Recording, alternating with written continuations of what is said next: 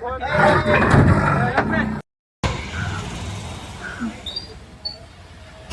1-2 महिन्यापासून गोनवडी गावामध्ये आमच्या बिबट्याचा वावर होता.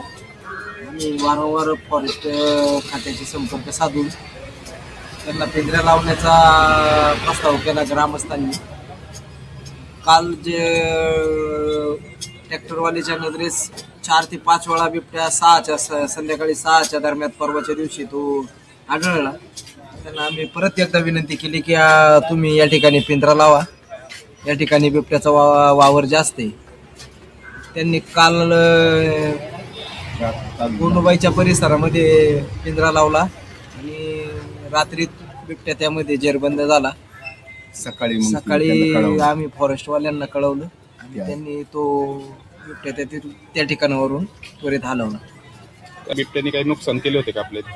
आतापर्यंत तर काही नुकसान नव्हते केली, पण त्याची दहशत होतीच गावामध्ये. तो वारंवार कुणाच्या नजरेस पडत होता. आम्ही नर रे, अजून एक मादी पण आहे आणि एक तिचं ते बारीक बिछडा आहे. अशी 3 आहेत ती, त्यापैकी हा एक सापडलाय. 2 पिल्ल आणि मादी अजून आहे. काय सांगाल बाकी काय नाही. थोडीशी दहशत कमी झाली आमच्या गावात. हा, सध्या आता कमीच आहे थोडी. बिबट्या पिंजऱ्यात पकडल्यामुळं वन विभागाला आले होते तिथे. वन विभागाचे अधिकारी आले होते. आणि ते पिंजरे घेऊन गेले. निघून ग्रामस्थांनी त्यांना सहकार्य केलं चांगल्या प्रकारचं.